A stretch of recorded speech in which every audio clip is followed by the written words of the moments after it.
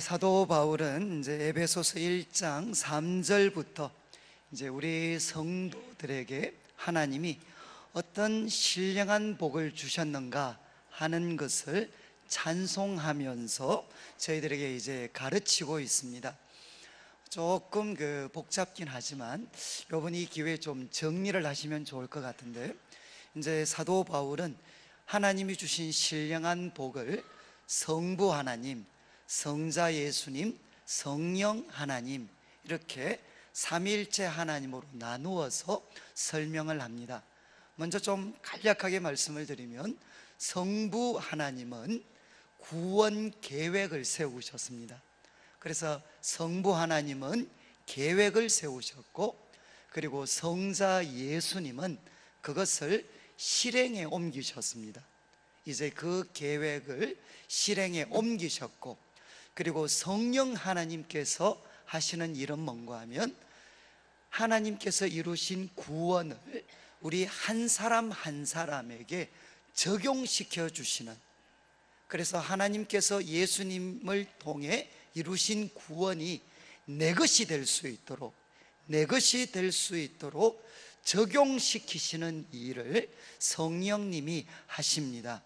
그런데 이 내용을 이제 사도 바울이 설명하면서, 성부 하나님은 어떤 복을 주셨느냐, 계획을 세우셨는데 두 가지로 설명을 했습니다. 그분은 우리를 택하셨습니다. 창세전에 우리를 택하셨고, 그리고 두 번째는 우리를 예정하셨습니다. 무엇으로? 그분의 자녀로 예정하셨습니다. 그리고 두 번째, 이제 성자 예수님은 그 구원 계획을 실행에 옮기셨는데 세 가지로 설명을 했습니다. 그분의 피로 속량하셨습니다. 그분의 피로 속량, 곧 죄 사함을 우리에게 허락하셨고, 그리고 두 번째는 모든 지혜와 총명을 주셔서 하나님의 뜻의 비밀을 깨닫게 해주셨습니다. 하나님 뜻의 비밀이 뭔가 하면, 때가 차면 하늘에 있는 것, 땅에 있는 것, 모든 것이 예수님을 머리로 해서 모이고 통일되게 됩니다. 그 방향으로 역사는 진행이 됩니다. 그리고 또 성자 예수님은 우리들 한 사람 한 사람을 하나님의 기업으로 삼으셔서 그분의 영광의 찬송이 되도록 만드셨습니다. 이것이 성자 예수님께서 하신 일이고 우리에게 주신 복입니다. 오늘 이제 마지막으로 성령 하나님께서 주신 복이 무엇인가 하는 것을 살펴보겠는데, 13절을 보시면 이렇게 사도 바울이 말씀을 하십니다. 그 안에서, 그 안은 예수님이십니다. 예수 그리스도 안에서 너희도 무엇을 들었는고 하면, 진리의 말씀, 곧 너희의 구원의 복음. 이거는 뭔가 하면 너희를 구원으로 이끌 수 있는 복음, 그 복음을 너희가 들었다는 겁니다. 너희가 들었고, 그 다음에는 그 안에서 또한 믿었다. 듣고 믿었다는 겁니다. 자, 이제 진리의 말씀, 여기 너희는 에베소 교회 성도들입니다. 성도들에게 너희가 진리의 말씀, 그리고 구원의 복음을 듣고 믿었을 때 어떤 일이 일어났느냐, 13절 마지막을 보시면 약속의 성령으로, 이 약속의 성령이라는 말은 구약의 선지자들이 하나님, 그날이 오면 하나님께서 그분의 영을 부어주실 것이다 약속을 했습니다. 그런 뜻에서 약속의 성령이 될 수도 있고, 또 예수님께서 친히 성천하시기 전에, 야, 예루살렘에 기다려라, 아버지의 약속하신 것을 기다려라, 예수님께서 직접 성령님을 우리에게 주실 것 약속하셨습니다. 그래서 선지자와 예수님께서 믿는 자들에게 부어주시겠다고 약속하신 그 성령, 그 성령으로 무엇을 받았느냐? 인치심을 받았다는 겁니다. 이 인이라는 말은 도장인자입니다. 도장인자. 그래서 성령 하나님께서 우리에게 주신 첫 번째 복은 무엇이냐? 우리를 도장 찍어 주셨습니다. 인쳐 주셨습니다. 자, 그런데 이게 무슨 뜻인가 하면 고대 시대에 이 인을 찍는다, 도장을 찍는다라는 것은 정치 사회적인 부분에서는 어떤 데 사용되어졌겠습니까? 왕이 조서라든가 이런 것들을 발표하면 이것이 왕이 내린 조서인지 아닌지 무엇을 보면 알 수 있습니까? 거기에 찍혀 있는 도장을 보면 그것이 진짜인지 가짜인지를 알 수 있습니다.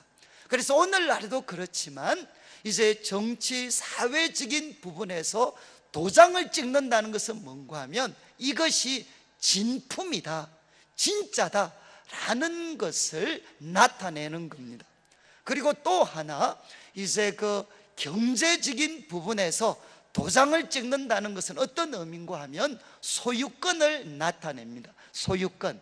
특별히 이제 고대에 양과 또 염소들을 이렇게 키울 때 그 많은 양과 또 염소가 누구 건지 어떻게 알 수 있겠습니까?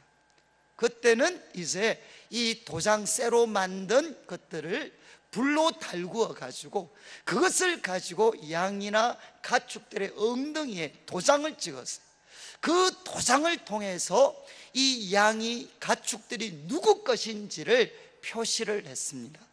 그래서 고대 사회에 인친다, 도장을 찍는다라는 말에는 진품이다, 그리고 이것은 누구의 소유다라는 것을 나타내는 뜻이 포함이 되어져 있습니다. 그런데 이런 뜻들이 신약 성경과 구약 성경에도 나타납니다. 이제 우리 자막에 에스겔서 9장 4절 6절까지 말씀이 나오는데 잘 한번 보시면 좋겠습니다. 구약에 이제 여호와께서 말씀을 하십니다. 선지자 너는, 에스겔 선지자 너는 예루살렘 성읍 중에 순행해라. 한번 다녀봐라. 예루살렘 성읍 중에 다녀보면서 그 가운데 행하는 모든 가증한 일, 그것 때문에 탄식하며 우는 자들이 있다는 겁니다. 지금 에스겔 선지자 당시 예루살렘 사람들은 가증한 일을 범했습니다. 하나님 보실 때 우상 숭배, 음란, 그리고 호색, 방탕함, 탐심, 이런 가증한 일에 빠져 있었습니다. 그것을 보면서 탄식하고 우는 사람들이 있었다는 겁니다.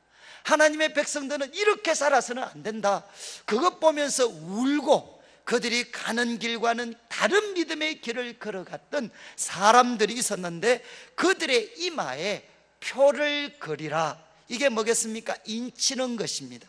그들의 이마에다가 표를 그려서 인을 쳐라. 그 다음 말씀을 보십시오. 그 다음에 그들에 대하여 내기에 이르시되 너희는 하나님의 천사들입니다. 하나님의 천사들 너희는 그를 따라, 이마에 표시 인을 치는 사람을 따라 성읍 중에 다니면서 불쌍히 여기지 말고 긍휼을 베풀지 말고 그들을 쳐라. 그들을 치는데 늙은 자, 젊은 자, 처녀, 어린아이, 여자를 다 죽이라는 것입니다. 하나님께서 심판하라는 겁니다. 그 가증한 일을 행하는 자들을 심판하는데 이어지는 말씀, 그러나 누구는 거기에서 빼야 되느냐? 이마에 표 있는 자들, 이마에 표 있는 자들은 절대 가까이 하지 마라. 그들을 손대지 마라. 이렇게 하나님께서 말씀을 하셨습니다. 여러분, 인친다는 것은 무엇이죠? 이 심판의 상황 속에서 하나님께서 건져내는 하나님의 참된 백성들, 그들을 표현하는 것이 무엇이냐? 인을 친다는 것입니다. 똑같은 사상이 요한계시록 7장 2절부터 4절까지에 나타납니다. 이 말씀 우리 성도님들 잘 아시는데 보십시오. 또 봄에 다른 천사가 살아계신 하나님의 인을 가집니다. 하나님의 도장을 가지고 해 돋는 데로부터 올라와서 땅과 바다를 해롭게 할 권세를 받은 네 천사를 향해 큰 소리로 이야기합니다. 인을 받은 사람이 천사들에게 고함을 지릅니다. 뭐라고 이야기하느냐? 우리가 우리 하나님의 종들의 이마에 인치기까지, 하나님의 종들의 이마에 인을 칠 때까지는 뭐라고 했습니까? 땅과 바다나 나무들을 해하지 마라. 하나님께서 지금 땅과 바다와 나무들을 해하려고 하는데 언제까지? 그 하나님의 종들에게 이마에 인을 칠 때까지는 기다리라는 것입니다. 그리고 그 입맞은 사람들 숫자를 세려보니까 이스라엘 중에서 14만 4천 명이더라는 거죠. 사랑하는 성도님들, 에스겔서와 요한계시록을 통해서 볼 때 인친다는 것은 무슨 뜻이냐? 하나님의 참된 백성으로 표시하는 것입니다. 하나님께서 직접 이 사람은 하나님의 참된 백성이다 라는 것을 표시하는 게 인치는 것입니다. 자, 그러면 우리 성도님들 자기를 돌아보면 우리 성도님들은 이제 하나님이 심판하셔도 그 심판에서 벗어날 수 있는 하나님의 인을 맞은 백성인 것 같습니까? 아니면 다른 것 같습니까? 하나님 인침을 받은 백성인 것 같습니까? 아닌 것 같습니까? 뭐 자기가 헷갈리시면 옆에 있는 분을 한번 보시면 받은 것 같습니까? 안 받은 것 같습니까?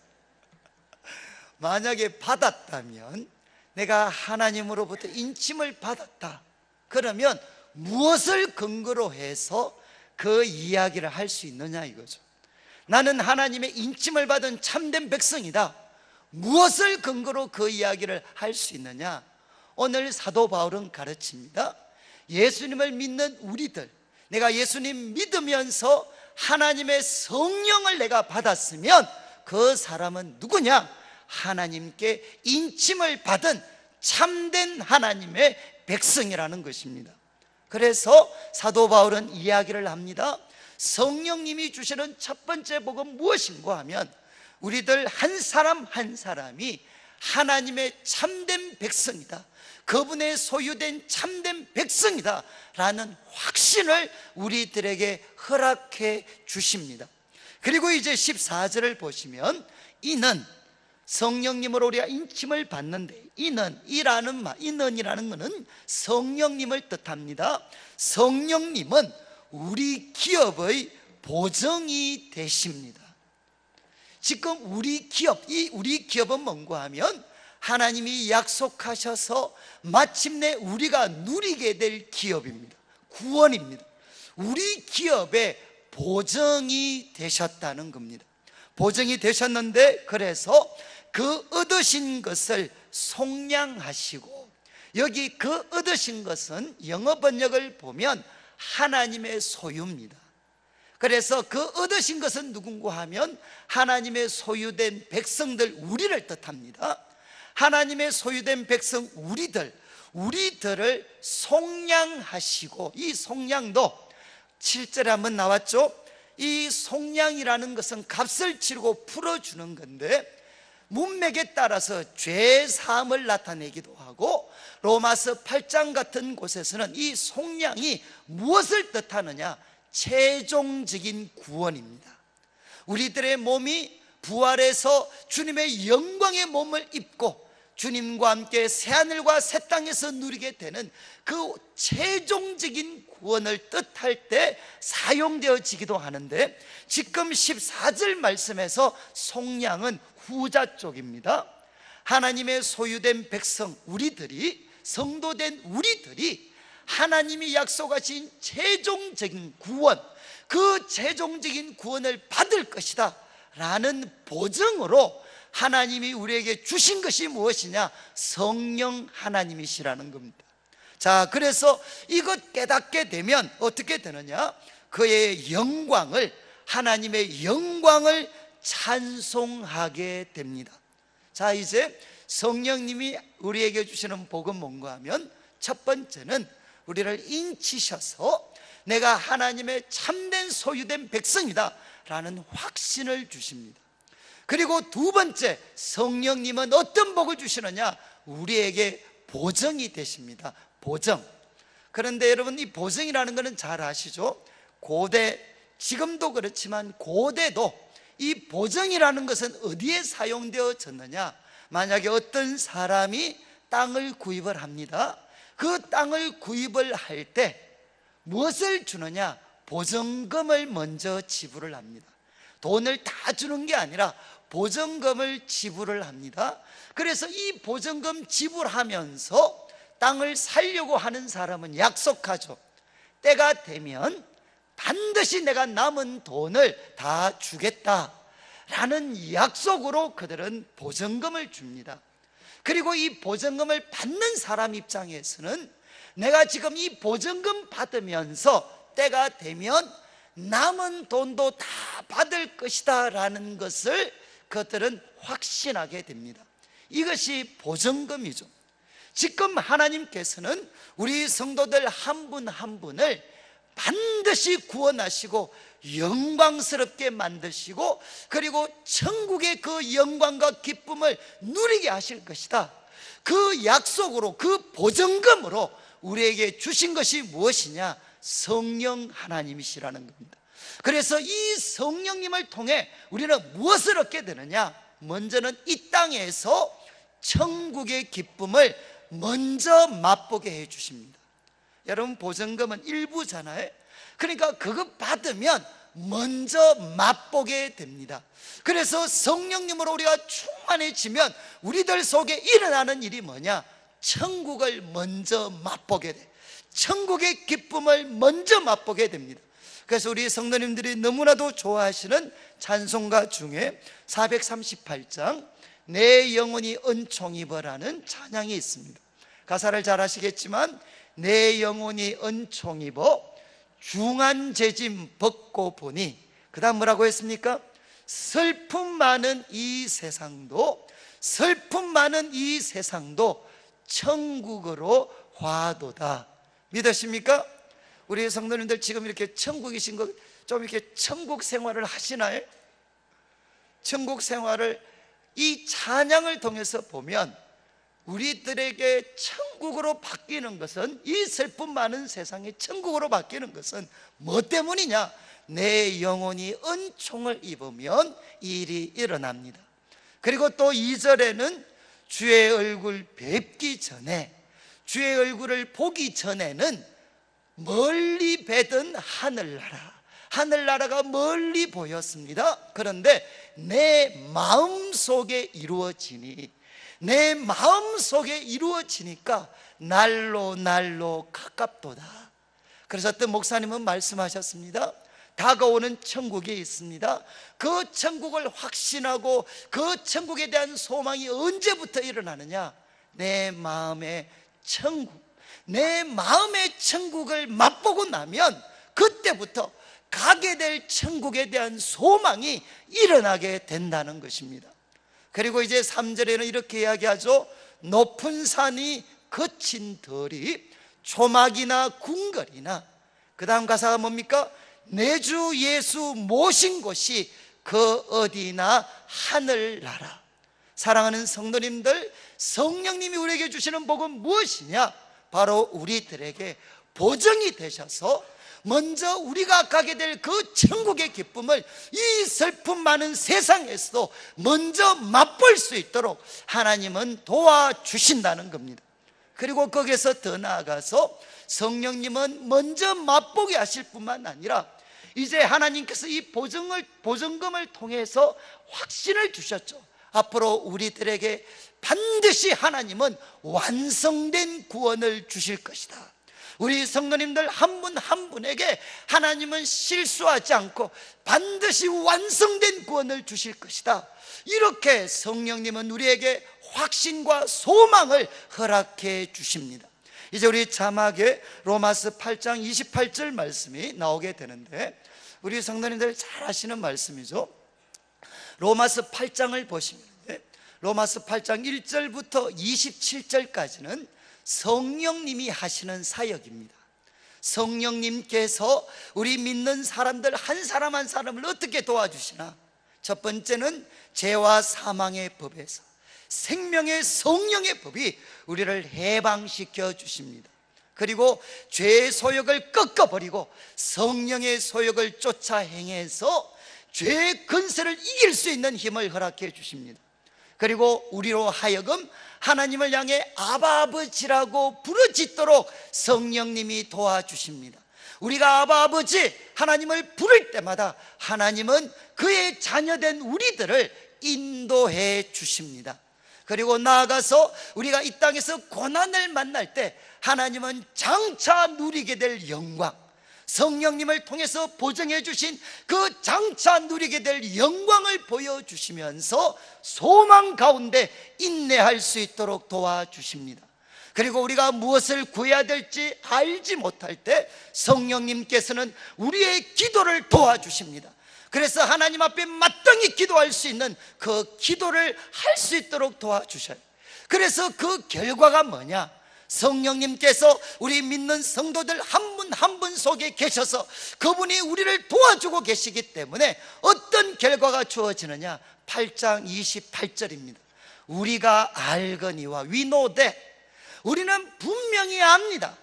우리 성도님들 압니다. 무엇을 아느냐? 하나님을 사랑하는 자, 그리고 그분의 뜻 가운데서 부르심을 입은 자들, 그분들에게는 모든 것이 합력하여 선을 이루게 됩니다. 그래서 다른 영어 번역에는 하나님께서 모든 것 합력하여 하나님이 선이 되게 해 주십니다. 하나님께서 우리 성도들에게 일어나는 모든 일들 합력해서 선이 되도록 하나님이 만들어 주신다는 겁니다. 저는 어제 우리 성도님들 기억하시겠지만 지난 우리 금요일 날 최용덕 간사님 오셔서 간정을 하셨습니다. 간정 집회를 했는데 저는 사실 개인적으로 간정을 별로 좋아하지 않습니다. 왜냐하면 사람들은 워낙 변화무쌍하기 때문에 오늘 간정하셨다가 그 다음 내일 되면 어떤 일이 생길지 모릅니다. 그래서 저는 사실 간정을 그렇게 좋아하지는 않습니다. 근데 제가 지난 금요일 날 최 간사님 말씀을 들으면서 제가 정말 은혜를 많이 받았고 또 저의 삶을 한번 새롭게 뒤돌아볼 수 있는 기회를 가졌습니다. 우리 최 간사님 그때 말씀하신 게 자기가 얼마나 불우한 그런 가정 배경을 가졌나, 그리고 얼마나 성품도 부족하고 모나고 잘 삐지고, 그리고 얼마나 참 가난하고 또 그 가문에서 처음 예수님을 믿게 됐죠. 교회 다니게 됐습니다. 그런데 그것도 신앙이 있어서가 아니라 교회 가면 예쁜 여자애들이 있다 그래가지고 또 교회 가서 얼떨결에 또 세례도 받으시고, 그런데 이제 고등학교 3학년 때 이분이 관절염, 류마티스 관절염에 걸려가지고 거의 다리 밑부분을 못 쓰게 되는, 그래서 고칠 방법도 없고, 그러다 결국 이제 고등학교 3학년 때 이제 휴학을 하고 선배 한 분이 도전하셔서 이제 하나님 한 분 붙들기 위해서 살아야 되니까 이제 오산리 금식기도원에 가서 고3 학생이 기도를 한 거죠. 3일 동안 금식하면서 막 기도를 했는데 하나님이 고쳐주질 않으셨습니다. 그런데 그렇게 막 도와달라고 고쳐달라고 기도를 하는데 갑자기 하나님께서 음성을 하나 들려주신 게, 잘 들으시면 좋겠는데, 용드가 문제를 보지 말고 나를 보아라. 문제를 보지 말고 나를 보아라. 그러니까 문제 보지 마라, 이거는 지금 다리가 못 쓰게 된 거잖아요. 이거는 알겠는데 나를 보아라. 그런데 하나님을 바라봐야 되는데 어디 계시는지 누군지를 알 수가 없잖아요. 그래서 그때 이분이 내가 교회 다니고 세례 받았지만 하나님을 얼마나 모르는가 하는 것을 깨닫고 그때부터 성경을 읽기 시작을 했어요.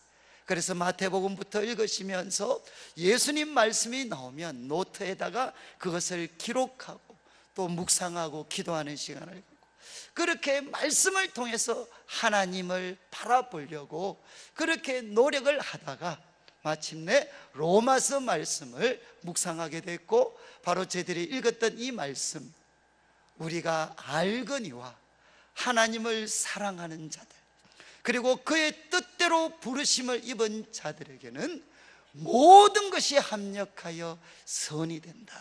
이 말씀으로 하나님께서 찾아오셨어요. 이 말씀의 감동이 너무너무 커서 이제 기도 제목이 바뀐 거죠. 이제 뭐라고 기도했느냐? 하나님, 저 정말 불우한 배경을 가졌습니다. 가정의 배경을 가졌습니다. 그렇지만 감사합니다. 왜냐하면 이 불우한 가정 배경도 하나님께서 합력하여 선이 되게 하실 줄을 믿습니다. 그리고 또 자신의 모난 성품, 부족한 성품, 그것 가지고도 하나님, 저 이런 성품 가진 것 감사합니다. 왜냐하면 하나님께서 합력하여 선이 되게 하실 줄 믿습니다. 그리고 또 이제 마지막으로 아픈 다리를 붙잡고 기도하신 거죠. 하나님, 고쳐주시면 감사하지만 안 고쳐주셔도 감사합니다. 왜냐하면 하나님께서 이것까지도 합력하여서 선이 되게 하실 줄을 믿습니다. 그때 하나님의 놀라운 은혜가 임하게 됐어요. 그래서 그때부터는 이제 고쳐달라 살려달라 그것이 아니라 말씀을 통해서 하나님을 바라보게 되고, 그 말씀 속에 나타나 있는 하나님의 아름다우심, 그분의 은혜와 사랑, 거기에 감동되어져서 하나님께 집중을 하다 보니까 갑자기 정신을 차려서 보니까 자기가 걷고 있더라는 거죠. 자기 주머니에, 제가 참 기억이 잘 안 나요. 제가 2부에는 솔방울 그랬는데, 주머니에 솔방울이 있다 그랬는데 많은 분들이 지나가면서 목사님, 솔방울이 아니고 도토리입니다, 도토리. 그래서 제가 이제 알았어요. 이제 주머니 보니까 솔방울이 아니고 도토리가 있더라 이거죠. 도토리가. 그러면서 자기도 모르는 사이에 그렇게 걸어다니면서 하나님을 찬양하고 노래하고 있더라는 거예요. 사랑하는 성도님들, 마찬가지입니다. 우리는 압니다. 하나님을 사랑하는 자, 그 뜻대로 부르심을 입은 자들에게는 모든 것 합력하여 하나님이 선이 되게 하십니다. 그런데 우리 간사님 간증 들어보면 그 후에 찬양으로 많은 분들을 섬기다가 갑자기 하나님이 목소리를 가져가셔가지고 또 오랜 기간 동안 말도 하지 못하셨어요. 그리고 또 그 문제가 또 극복이 되고 나니까 사랑하는 딸이 16살이죠 고등학교 1학년 나이에 하나님이 불러가셨어요. 이 모든 일들도 다 겪어가면서 하나님, 우리는 압니다.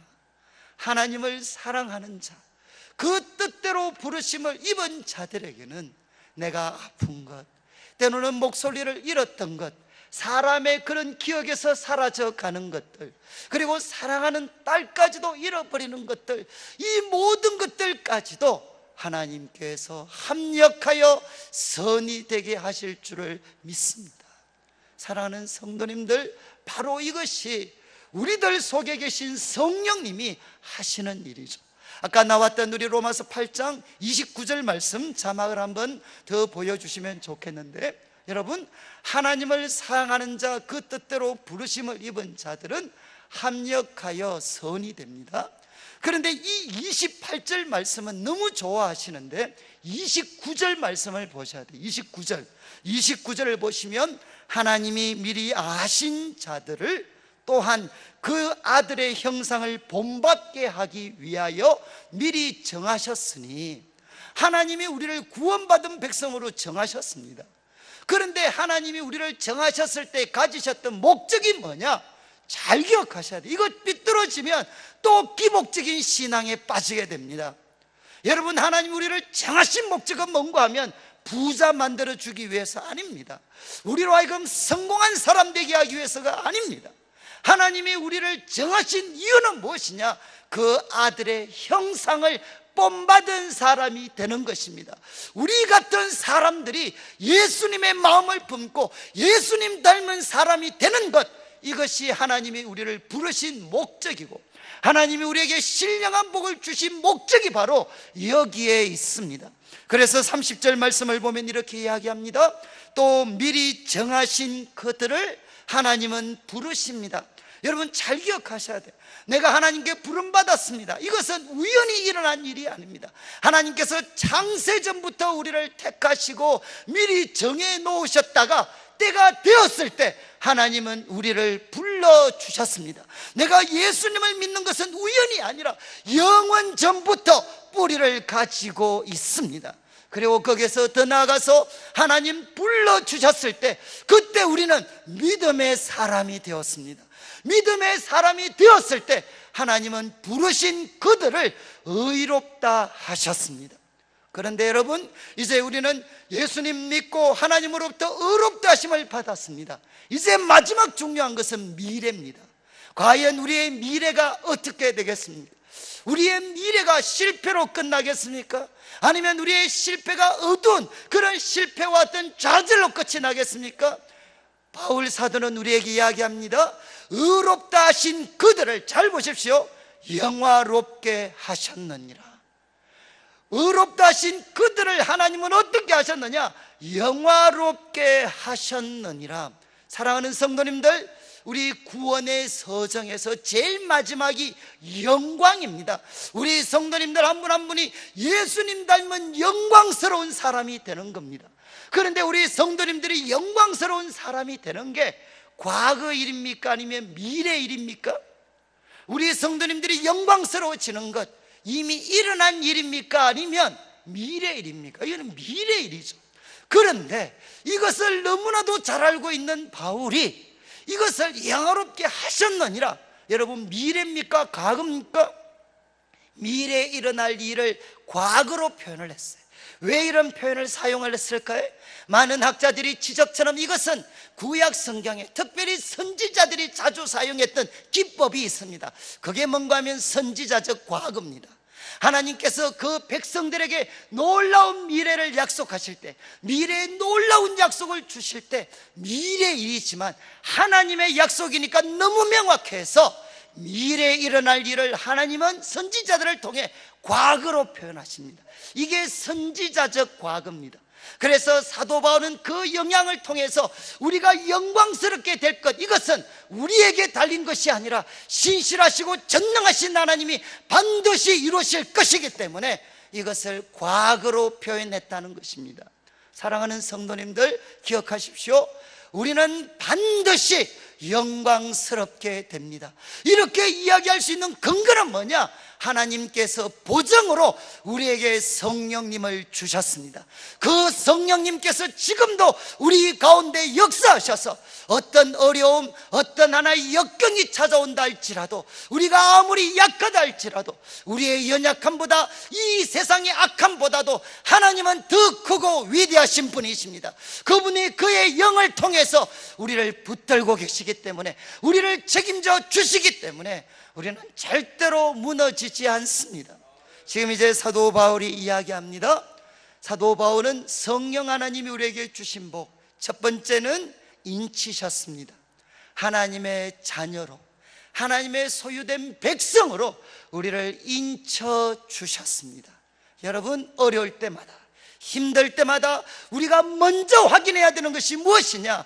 내가 하나님의 백성이라는 것, 내가 하나님의 참된 백성이라는 것을 확인받으셔야 돼. 누구를 통해서? 성령님을 통해서.